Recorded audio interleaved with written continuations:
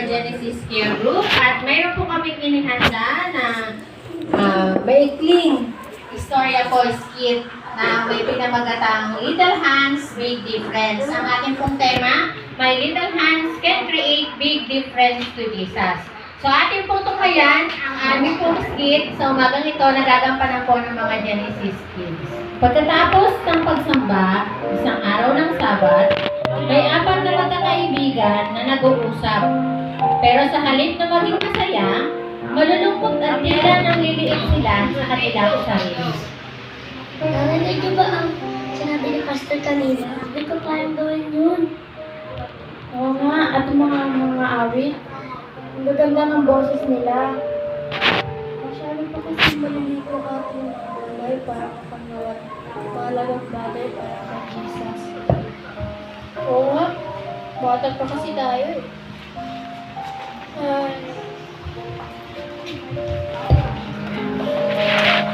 Bakit parang nagawa ng ice cream ang mga itsura nyo? Kasi teacher, gusto namin gumawa ng mabuting bagay kay Jesus. Kaso magaling pa kami bata eh. Masyado pong mga bata. May tatanong ako sa inyo.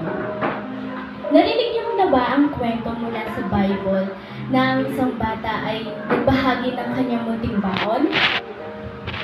Ayun ba yung may dalang 5 tinapay at yung 2 isda? Tama. Ang kanyang baon ay binahagi niya, kaya napakain niya ang libo-libong mga tao. Sa tulong na rin na ibinahagi niya ito kay Jesus at ipinanalangin ni Jesus at ito'y dumami. Paano naman si David? Paano niya natalo si Goliath? Hindi siya malaki, katulad lang din ninyong mga bata. Pero ginamit siya ng Panginoon dahil alam niya na maglilingkod siya sa Panginoon. Ganon din kayong mga bata. Kapag nagpagamit kayo sa Panginoon, kahit na kayo'y maliliit pa, ay tutulungan kayo ng Panginoon.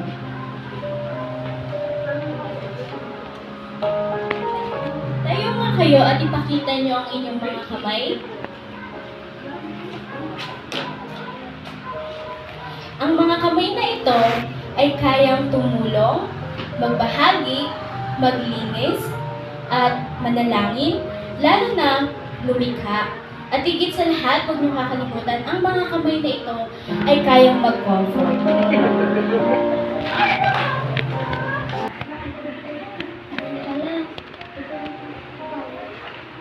Maraming salamat, Rip, sa iyo sa pagtulong. Napakabait mo naman na bata.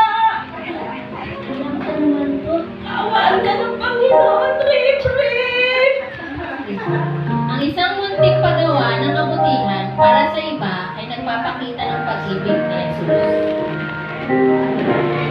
Kaya parang nagagaling ko na ako.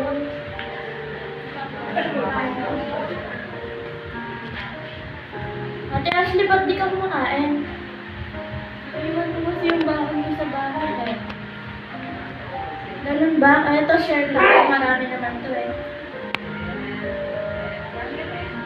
Thank you, Santa.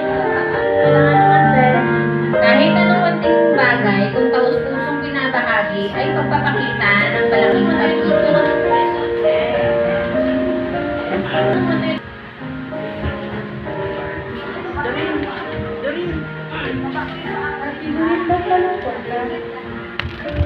Hello, Ashley. Malapad lang ako kasi namatay na ako nung sa mga kapatid. Ay, pag-pray kita.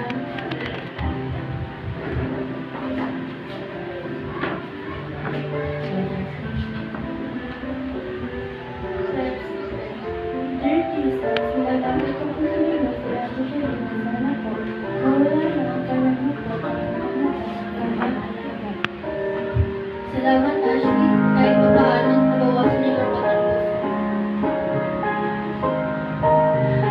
Ang mga munting kamay na tiklop para sa panalangin.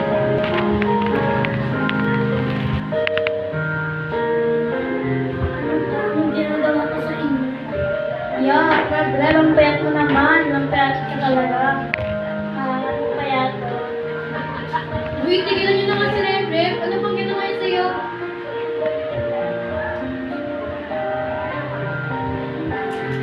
I'm sorry kayo. Sige, Rem, I'm sorry. Okay lang po. Basta huwag niyo uulitin. Sige, Rem, patawarin mo kami. Sorry. Okay lang. Basta huwag niyo ulitin ulit. Kaya simula ngayon, friends na tayo. Ang maliit na kamay ay kayang tinig, ay kayang Mga bata, huwag ninyong ibabaan yung sarili dahil lamang kayo ay maliit pa.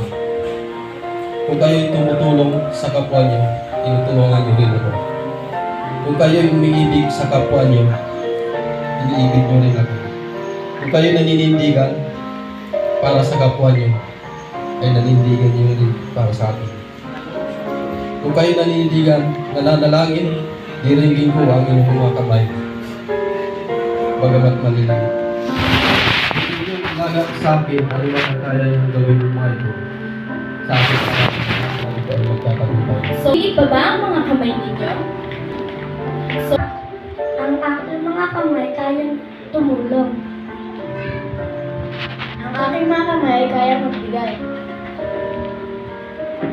Ang kamay ay kayang madala.